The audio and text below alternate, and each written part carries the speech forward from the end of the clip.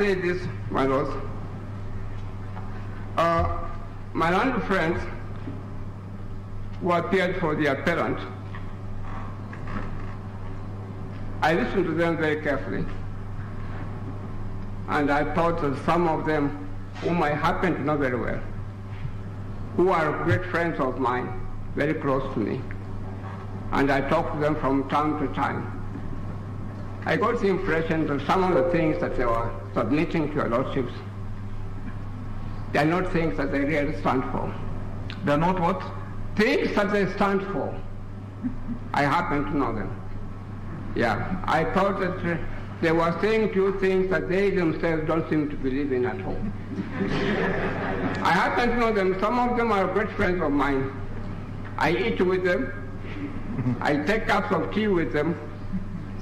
And I know what they stand for.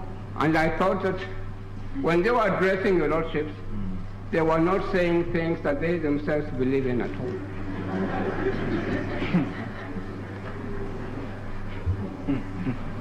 My lord, as a country, we have been unfortunate, very, very unfortunate.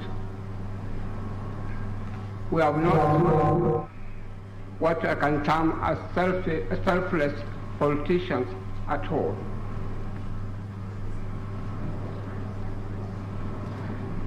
The crop of our politicians in this country is very poor. Most of them are job seekers. The microphone for record. Yeah, most of them are job seekers. They stand absolutely for nothing.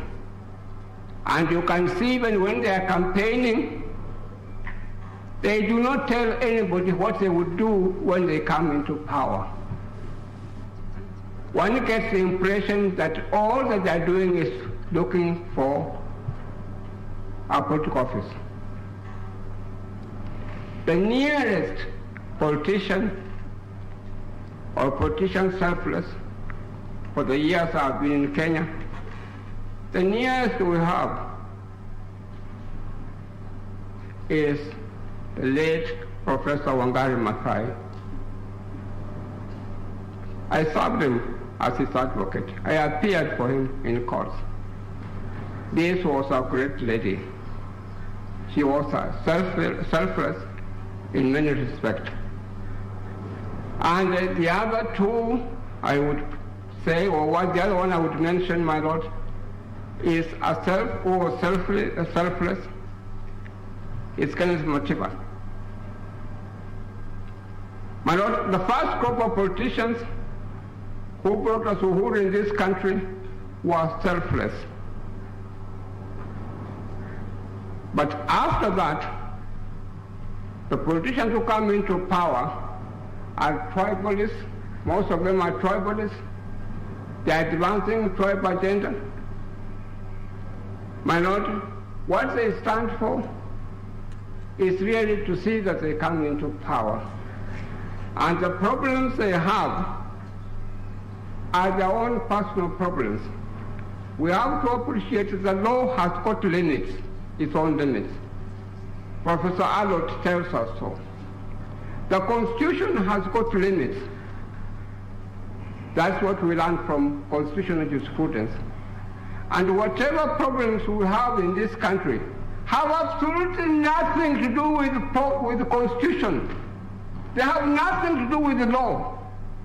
They have something to do with ourselves, and particularly the political class. When it comes to violence, they are the ones who are actually, one can suspect, they are really the ones who are fueling this violence. This is set out in the book of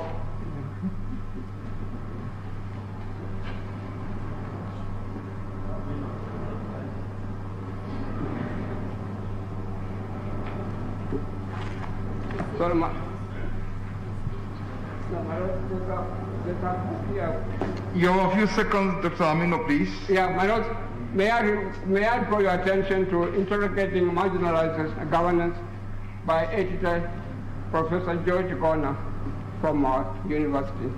That is the book I had in mind that I would like to draw your attention to.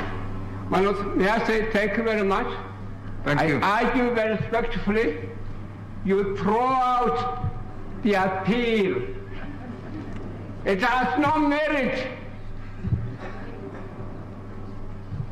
Absolutely none. The submissions that were made before you were pedestrian submissions.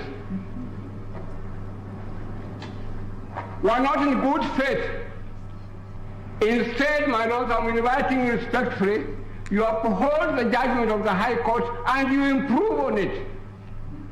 Thank you. Thank you. Thank you very much. Thank you, Senior Counsel.